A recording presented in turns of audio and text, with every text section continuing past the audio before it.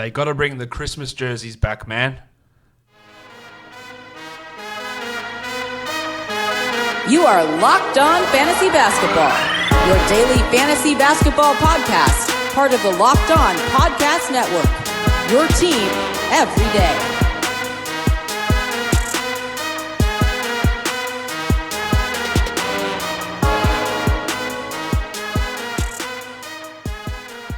Hello and welcome to the Locked On Fantasy Basketball podcast, brought to you by Basketball Monster. My name is Josh Lloyd and I am the lead fantasy analyst at basketballmonster.com and at Yahoo Sports Australia. And you can find me on Twitter as always at redrock_Beeble and on Instagram at Locked On Fantasy Basketball. Today we are recapping the Christmas Day games in the NBA and then previewing Thursday, the 6 games on Thursday. Michael Bolton. Let's get to it. Let's get to it. Indeed, the first game on Christmas Day, the Boston Celtics go into Toronto and get a really big win, 118-102. Jaylen Brown's hot form continues, 30 points. Now it came on 77% shooting and 83 from the line. He had no defensive numbers, 6 rebounds and 4 assists. Now he's improved his rebounding a lot this season. The free throw shooting's improved as well. Of course, this level of efficiency can't continue. He is really high up in the rankings as well this season, much higher than he's ever been. It is on some stuff that is sustainable, some stuff that maybe isn't, and this shooting is one of those things that isn't. But a really good game from him. While it was great to see Gordon Hayward back. 14, 5, and 6. Only 26 minutes in the blowout, but 2 threes, 2 steals, a block, hyper efficient. Of course, it goes without saying that he needs to be rostered in every league. He currently isn't, but he does need to be rostered in every league. Kemba Walker had 22 with 4 assists. Strong game from him, while Tatum, the inefficiency has been rough a lot this season. 11, 9, and 6 with 2 steals for Tatum during that game. He will of course be better most nights, but it has been an ongoing problem for him. The field goal percentage, while Vanilla Tice had 13 and 6 in 24 minutes and Cantor doubled in 18. They are getting those center minutes. Grant Williams getting the whatever's left over with Poirier and Rob Williams out. Both Cantor and Tice, I think, are 14 team league guys. Romeo Langford's filling the Marcus Smart type of role at the moment. He'll likely go back out of the rotation. He had 2 points in 20 minutes when Smart does return, while Shemi Ojeleye is losing minutes to Grant Williams. 12 minutes to Grant in this one, just the 7 to Shemi. For the Raptors, trying to work out the water boys really tough. Chris Boucher in this one, 28 minutes, 24 points, 6 rebounds, 3 threes, 2 blocks, 70 and 88 from the field and from the line. Obviously, really, really good numbers. But the 2 big games he's had, there's been minuscule minutes for Serge Ibaka. Just 23 minutes for Ibaka in this one. There's a little bit of crossover there between the two. Not much. I'd like to see 10, 11 minutes of those two crossing over before Boucher is guaranteed these sort of minutes. But if Ibaka goes back and they're not getting blown out and he's not struggling, which he was at times in this one, and he plays his 34 minutes, there just isn't enough crossover or hasn't been enough crossover for Ibaka, also for Boucher to be a standard league guy. Now, by all means, the upside's there. It's very much like the crucifix Christian Wood. It's that conundrum. Man, if the minutes are there, the numbers are going to come. We know that.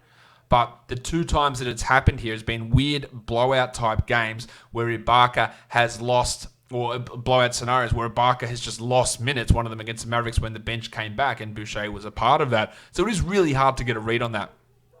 Van Vliet had 27 points, 6 assists and 4 steals. Strong from him, while Lowry 14, 4, and 8 with 2 steals. Not a great shooting night from Kyle, but otherwise pretty good. Now, Pat McCaw continues to do nothing. 2 points in 32 minutes. But with him getting those minutes, Boucher stepping up, we had the Jedi, OG Anunoby. Hello there. He's consistently up and down. 5 points in 25 minutes. He is still a 12-team league guy, especially while these guys are injured. He won't remain, I don't think, a must-roster 12-team. He'll be a maybe-roster 12-team league guy when everyone comes back, but I don't think he'll remain a must-roster guy in that scenario. While Hollis Jefferson, minutes were way up last game, well down here, 6 points in 18 minutes. But it's pretty clear to me, Pat McCaw in that lineup, it just isn't working. I don't get it. I don't get the fascination with this guy. I liked him coming out of UNLV. I thought he had an ability to be a weird ball handler with some steal potential and threes, but he just isn't that guy. And I think people are still living off some of that initial college translation stuff. Let's go on to the next game now.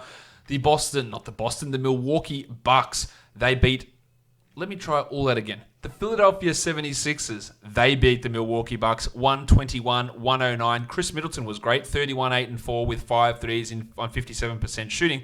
Yanni, not so much. Now, 18, 14, and 7, a steal and a block. Really good counting numbers. 29.6% from the field is rough. Another 2 or 4 from the line. He was quite bothered in this one. He didn't quite look right in this game as Philadelphia's defense got the better. George Hill, the greatest shooter in the world, 15 points with 3 threes on 3 three-point attempts. He's shooting an ungodly amount, and while Bledsoe is out, he does have value. But if that shooting falls off, his value is going to disappear. While Dante DiVincenzo, the big ragu, only the 6 points, but 2 steals again, 4 rebounds, 2 assists. He's in the top 10 in the NBA in deflections per game, up with guys like Chris Dunn and DeJounte Murray, absolute elite defensive type guards. And DiVincenzo has elevated himself somehow into that area. Brookie Lopez had 11 points with 3 threes there, while Wes Matthews had a good game last time. It shockingly did not last. 4 points in 25 minutes. For the Sixers, Embiid was dominant, 31 and 11 with 2 blocks. Benny Simmons, 15, 7 and 14 with 3 steals and 2 blocks, bringing the defense there.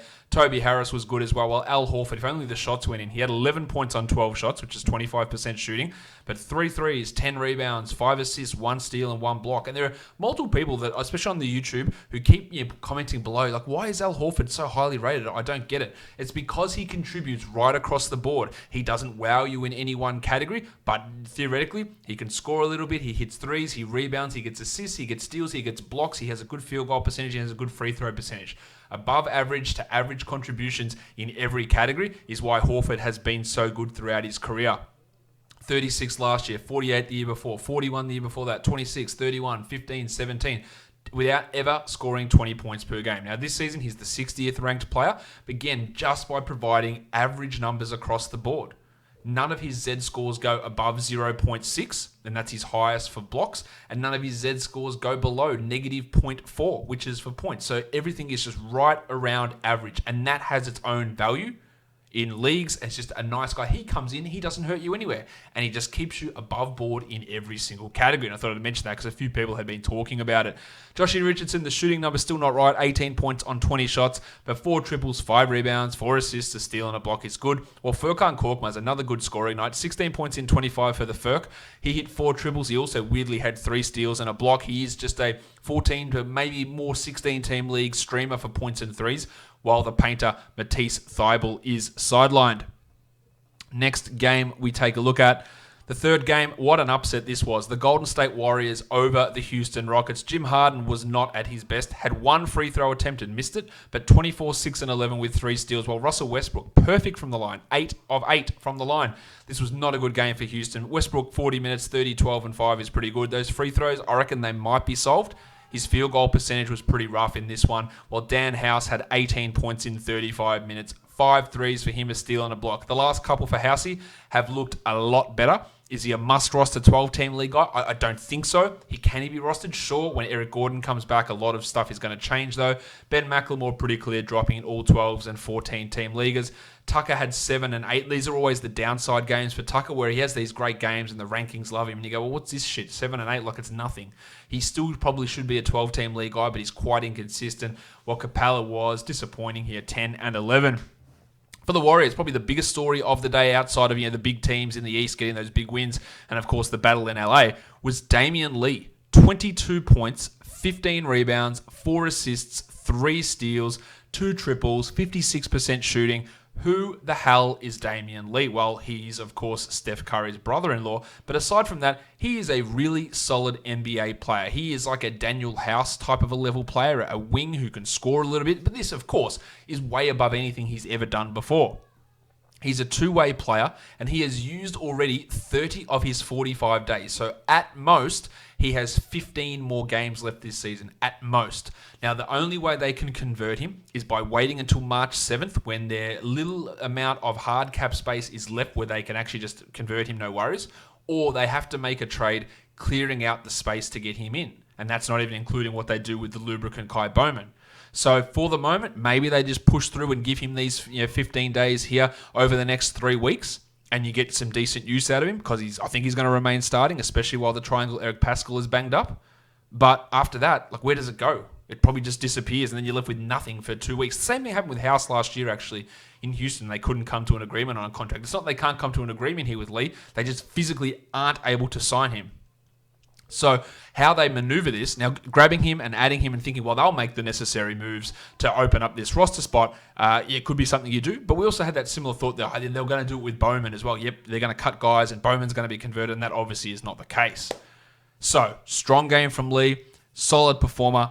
This is way, way above what he does. So don't look at this and go, man, I'm missing out on a 22-10 guy. That's not who he is. But he can be a contributor. There's no doubt about that. It's just, can you find the minutes? Who are you dropping? Don't drop someone good for him. Like, who are you dropping? If you've got some turd on the end of your bench, I'll get rid of him and add him, and let's just see what happens over this next week. Treat it as a streamer for 2 weeks. And then that gives you a little bit of hold time to see what moves they make. But there is a real issue there with the days. Cauley Stein, big minutes. Kevon Looney was out of this one. 31 minutes for Will, 10-4, 2 steals and 4 blocks. His defensive numbers are unbelievably high at the moment. The blocks have been high all season. I don't really know why it's happening, but they are high all season. Big minutes in this one as well. That's pushing up. I think we've got to look at him as a 12-team league ad. I think there's still a bit of sell high value there in him. I just don't think this defense can maintain, but he's been great. Draymond was fantastic as well, 20 and 11. The little dog had 18 and 4. Talk about inconsistency. He is all over the shop. Or D'Angelo had 20 points with 4 assists. Lubricant played 22 minutes. He's been up the last 2 games. Curious they kept him up in this one. They brought him up last game when Robinson was out, but Robinson returned, and they did keep Bowman still here, so there's another couple of days off his 45. 22 minutes for Kai, 4, 5, and 6. Well, Alec Burks, who'd been playing fantastically. I don't know why the hell they reduced him down to 24 minutes. They won, so it's hard to criticise Coach Steve too much here. You can call me Coach Steve. But yeah, that's a little bit weird in terms of that minutes distribution. 8, 5, and 4 for Birksy there. I am still pretty clearly holding him in a 12-teamer. Pascal, 7 minutes, had a hip contusion. It was always going to be tough for him when Draymond and Russell returned to get that same level, which he was getting really good numbers at the start of that season on the back of unsustainable high free throw rate and high usage and high minutes. That was never going to stick, in my opinion. It's also swung pretty far in the other direction. Guys like Damian Lee are out playing him. He's not a guy that I'd be bothered holding on to in a 12-team league at this point in his career. The next game, we got the LA Clippers and the LA Lakers. The Clippers get the win, 111-106. That's 2 for the Clippers this season, 0 for the Lakers. The fun guy, Kawhi Leonard. I'm a fun guy. 38 minutes, 35, 12, and 5. He was great in this game. 5 triples, while Paul George had 17, 5, and 3. More of a supporting role for George. He had 3 blocks, but just the shots wouldn't go in. Montrezl Harrell, 18 and 6 without much else, while Mo Harkless moved to the bench so that Patrick Patterson can start. I have absolutely no idea why Doc Rivers is persisting with this Patrick Patterson nonsense, especially when there's a bloke by the name of JaMychal Green who's significantly better. I think Patterson may have started in this one just to match up against the Davis-McGee frontcourt. He only played 14 minutes and was useless as usual. Green came on, played only 7 minutes, only in the second half. 3, 2, and 3 in those limited minutes. Now, of course, he's nowhere near a 12-teamer, and Harkless is nowhere near it either, but they're solid 14 to 16-team league guys, assuming the minutes make sense. Landry Shamet, only 19 minutes for 7 points, nothing to be too excited about there. Well, Pat Beverly, really great stuff, especially late. 8, 9, and 4. His rebounding was amazing, a 1-1, and that play at the end where he stripped the ball from LeBron was fantastic. But now, I tweeted this out. People seem to disagree with me. Some people agree with me. The fact that that gets reviewed and then is called off LeBron is absolute bullshit. Now, Beverly made a clean steal. There's no doubt about that. But this should not be where you have to go in, because if someone's holding the ball and you knock it out of their hands, then every single time, like every time it happens when the ball's in their hands, the last person to touch it is the person who's holding the ball. I'm holding a ball, you slap it, your hand moves off it immediately, and it still sits on my hand as it rolls out. It is ridiculous. It needs to be some sort of change in that rule. Now, if you throw it off someone's body and it bounces off their body and goes out of bounds, it should be off that person whose body you threw it off. That is a deliberate play. This is not Beverly didn't come out there with the intent of swiping the ball away so it would hit LeBron and go out off him. He stole it off him so the ball would go out of bounds to get it out of his hands, which is the right defensive play in that situation. But there should be no, in my opinion, you don't need a review on that. That's nonsense to begin with. Because, again, that's super slow-mo every time it's going to show that. And is that really the spirit of the rule where the player who's getting the ball knocked out of his hands through actually no issue with him. He's not deflecting the ball. He's not doing anything that he then gets the ball called off him. Like, it's pretty ridiculous to me that is the case, and something I believe it probably won't be, but it needs to be changed because it's a ridiculous rule the way that it currently stands. For the Lakers, Tone Davis, 24-6, 2 steals, 2 blocks, while LeBron could not get his shot going in this one, 23, 9, and 10. He did hit 2 threes, but only 38% from the field. And the future MVP, bang, he was on fire. 15 first half points for Kuzma, 10 points through the next 3 quarters. He was unbelievable. Him and Kawhi going back and forward, trading shots, and he looked great. And then he just did his usual disappearing act. 4 rebounds, no assists, 1 steal, and 0 blocks.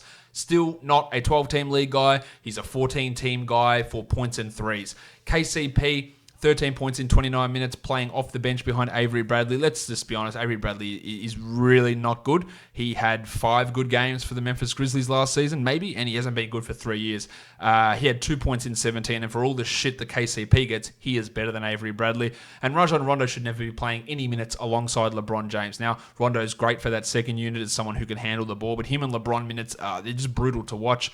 5 assists for Rondo. Now, he's still keeping himself afloat for 12-team leagues by just being able to generate assists, but that's really all it is. There's no other upside in him. There's nothing else there with Rondo, really, that you're valuing from a fantasy perspective apart from the assists that he brings. Dan Green's not a 12-teamer, neither is Dwight, neither is JaVale, although McGee did have 4 first-half blocks and ended with 5 and seemed to adjust or alter so many more shots, but there's just not enough minutes for him to be anything more than a specialist-type streamer.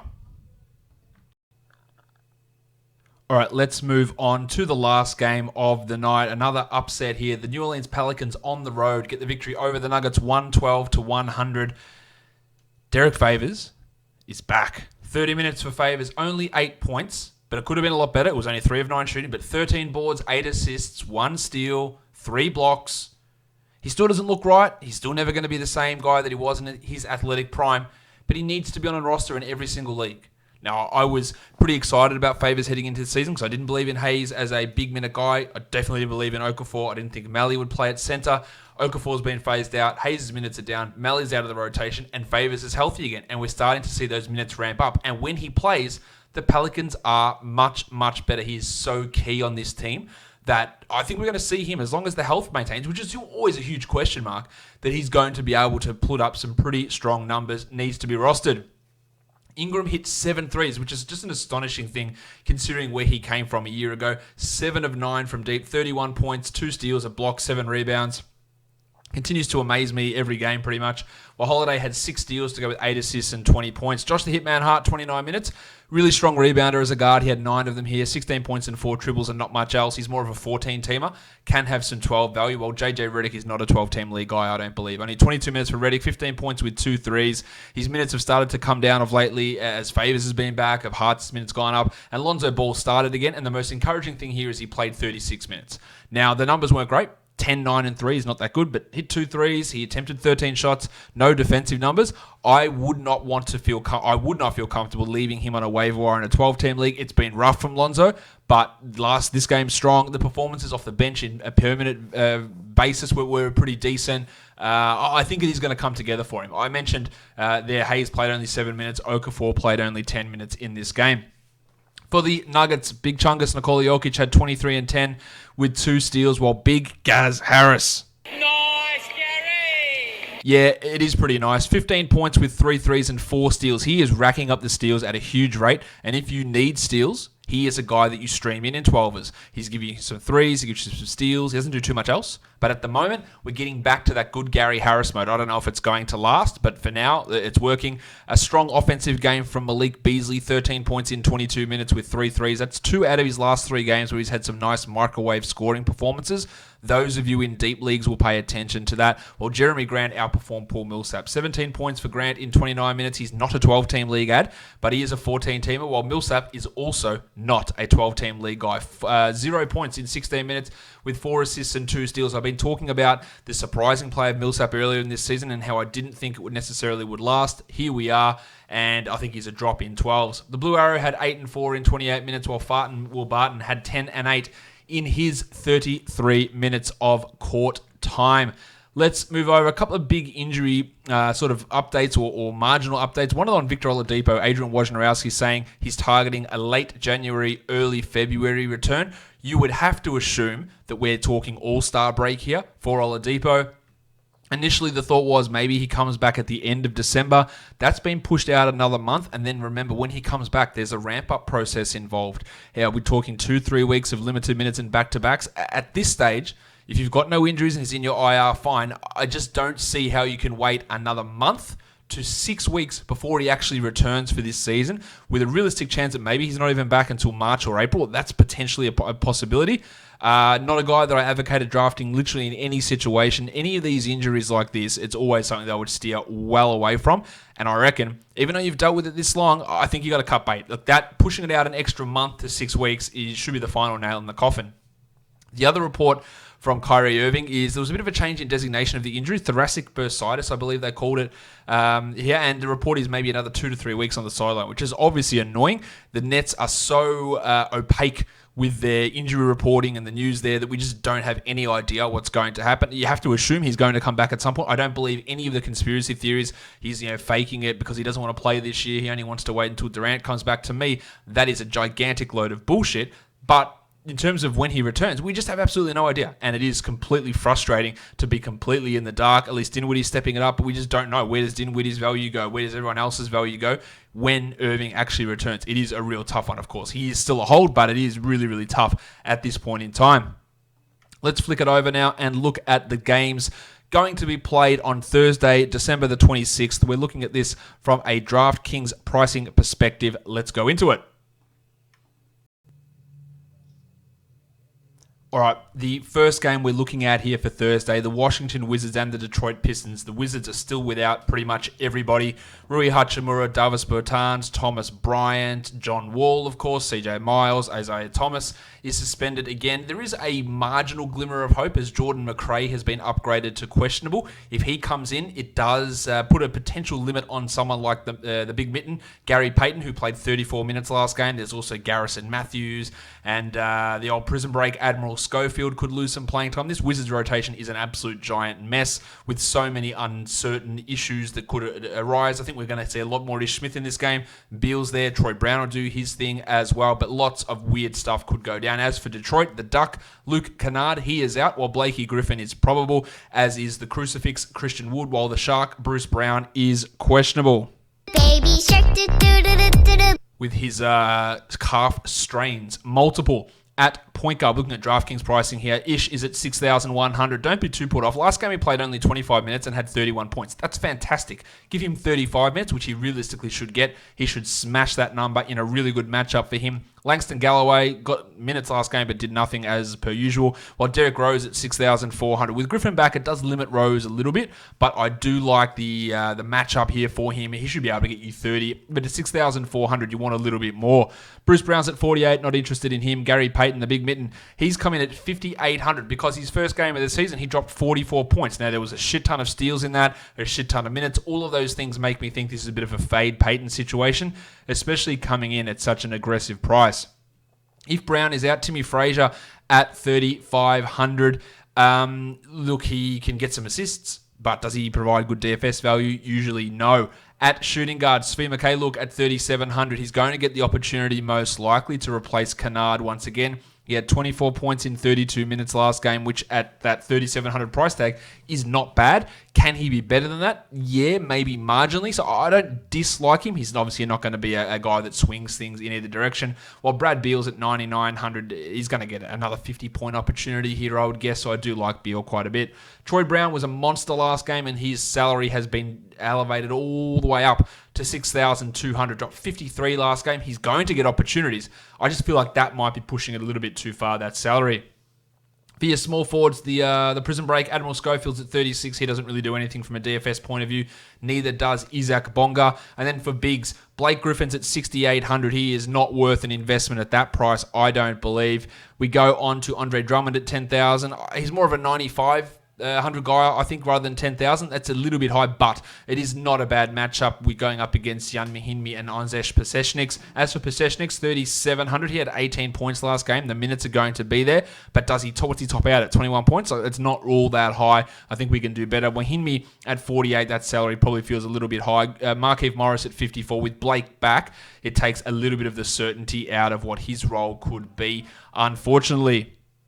The next game up, we look at the New York Knicks and the Brooklyn Nets. The Nets are favored by 7, and the total is 221 points. Marcus Morris is still questionable with that Achilles issue, as is the Duke Wayne Allington. They should always, as we've learnt, always be extra cautious with Achilles problems. Spencer Dinwiddie is all the way up at 8,700 because he is just dropping 50 bombs left, right, and center, and I don't really think the Knicks are going to be able to slow that down, so I like Spence quite a bit here. Rowan Barrett Jr. is at 6,000. Last time out, he had 35 against this team.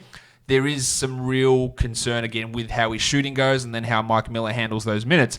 But at 6,000, there is at least some tournament value. Alonzo Tria, no thank you. Ntilikina and Dennis Smith, no as well. But Lord Alfred Payton sits comfortably at 5,300. Absolutely love it in cash and in tournaments. For shooting guards, Joe Harris and Garrett Temple, I think they're probably a little bit too highly priced. I'm not keen on them. Dotson and Luawu Cabarro similarly, while Torian Prince is at 57. He's been struggling a bit, but even in the struggles, he's averaging still 25 over the last 3, which at 5,700 is not far off. And if he has a better game, then that jumps up. Does he have a high enough upside? In general, you'd say no. Against the Knicks, you might say yes. I think he's a pretty good GPP type of a guy here. Marcus Morris at 54, no thanks. Baby Neck, Wilson Chandler, Kevin Knox, Rowdy Rodions, Kuruks. I think Knox at 42, if Morris is out, does have some GPP appeal. Mitch Robinson, 5,900. And Mitch Robinson says, I'll take it from here. Love the matchup for Mitch. Centers have done really well against the Nets this season. The foul troubles are an issue, but he had 34 in 23 minutes last game. Now, Taj Gibson isn't on the injury report anymore. I still believe, God, I 100% hope that we still have Robinson starting over Gibson. Regardless, he's going to push into those mid to high 20s in minutes if he can stay out of foul trouble, and the matchup's really, really good for him. Jarrett Allen's at 64. Yeah, not a bad matchup, although the Knicks are marginally negative for opposing centers. He is a little bit up and down, Jarrett, so not keen on him.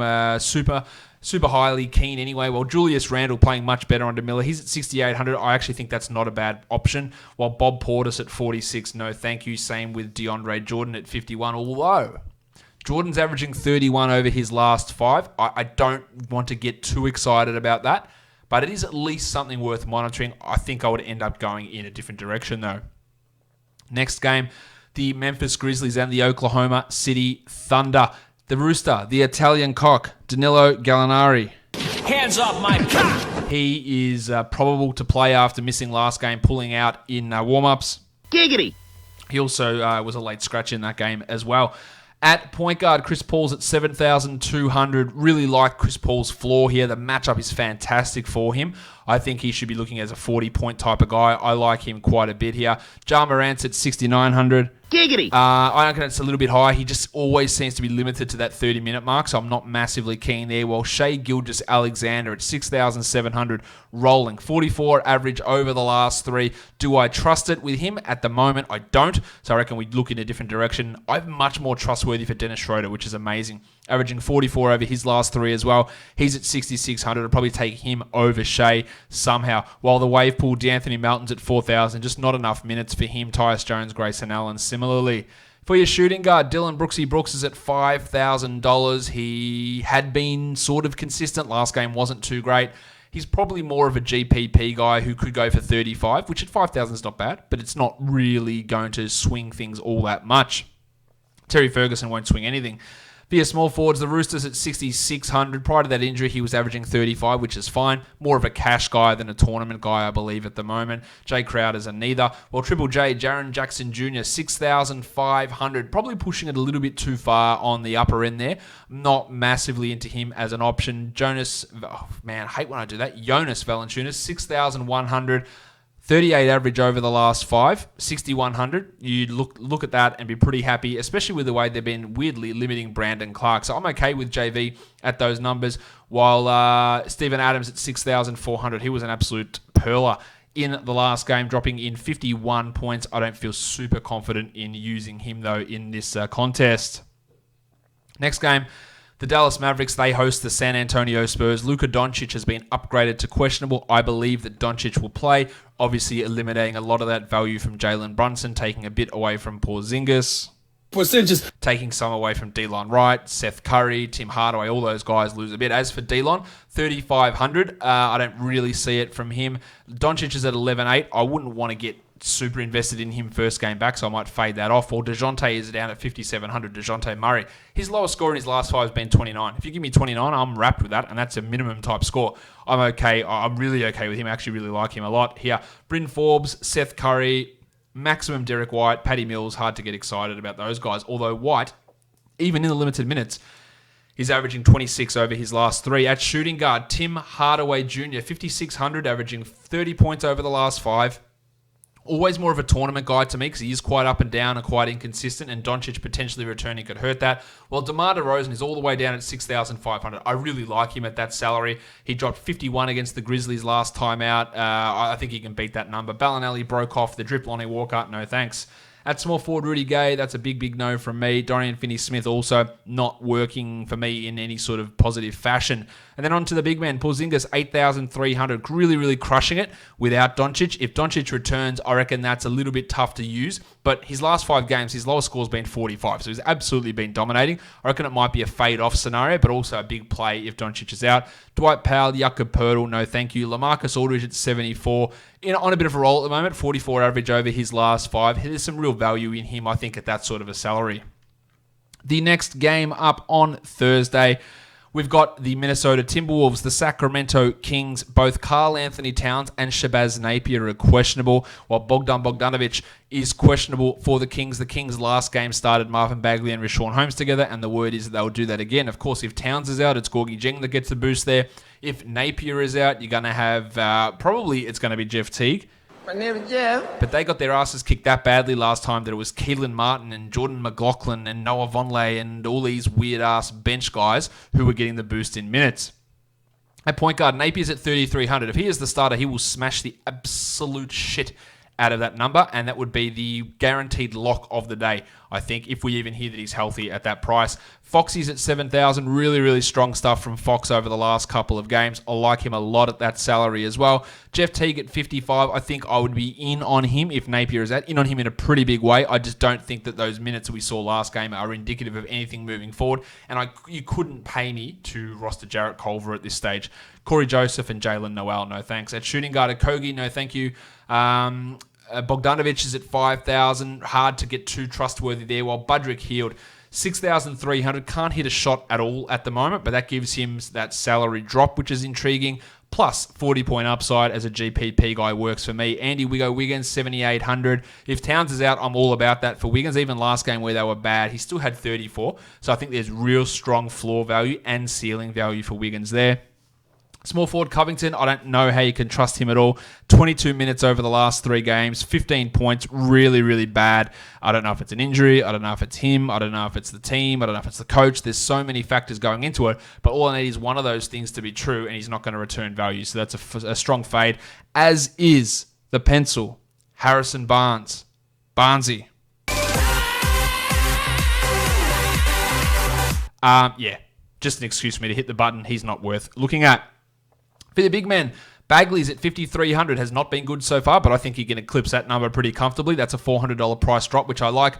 Richaun Holmes is at 58. Even in the minutes that get limited, he is smashing that number. There's still an element of concern and with that sort of a salary and how the role's going to go, but I feel pretty good considering he will be starting. While Towns is at 10.5. If he's ready to go, he'll be good at that number. Gorgie Jeng at 57. I think Jeng becomes a really good cash option if we do hear that Towns is out earlier in the day, but the Timberwolves often announce their stuff quite late. The last game of the day, the Portland Trailblazers, the Utah Jazz. The Jazz are 5.5-point favorites. The total is 220. We don't know if Jordy Clarkson's going to make his Jazz debut after being traded on Monday, so I assume he will, but we don't know that at this point. The Donovan Mitchell's at 8,100. It's probably just a little bit on the high side for Don here, but the matchup really does favour him. So I think we could feel, at least in a cash game, he's not going to kill you. Clarkson's at 41. Maybe you throw him into a tournament. His last game for Cleveland, he dropped 47. He's not going to have that opportunity in Utah, but he still can be a 22, 23-point guy. While Christian James McCollum at 6,600. has been on a real roll at the moment. When he's on a roll for too long, which he's averaging 44 over the last 5, I do get a little bit cautious. Maybe just tournaments for him, while Lillard's at 85 has not been blowing us away. He's been good, no doubt. 46 over the last 5 is good, but it hasn't been blowing us away. Anthony Simons, God no. At shooting guard, Bazemore's at 44, no interest there, while Jingle and Joe at 6,200, really cranking out the numbers. 34 average over the last 5, good cash play, decent enough upside option as well. At small forward, Bojan Bogdanovic is at 67, that's too high for me. Carmelo Anthony, the blocks man, 5,800 for Melo. I actually like that for cash at a pretty good level. I'm pretty keen on him. George Niang, I'm not so keen on. And then on to the big man, Hassan Whiteside. Now, the Gobert matchup might be tough, but Whiteside's averaged 47 points against Utah the last 3 times. If I get 47 here, I'm dancing. I really like this for Whiteside. Gobert at 89 is pushing a little bit high, but also an excellent matchup. Centers against Portland have feasted most of the year. Ed Davis, he's not going to do it, nor is Skal Labissiere. Let's go on now and flip it onto FanDuel. Some options there. Ish Smith, we like. Garrett Temple. Alfred Payton, Troy Brown, Derek Rose, Bagley, Gobert, Don Mitchell, Chrissy Paul, Bojan, Drummo, Spence Dinwiddie, Brad Beal, De'Aaron Foxy Fox, Gilgeous Alexander all come in as some pretty good options over there. That'll do it for me today, guys. Don't forget, subscribe, Apple Podcasts, Google Podcasts, Stitcher, Spotify, YouTube. Leave a comment, give me a thumbs up, comment on Instagram. All of that stuff to interact with the show is always much appreciated, guys. We are done here. Thank you so much for listening, everyone. See ya.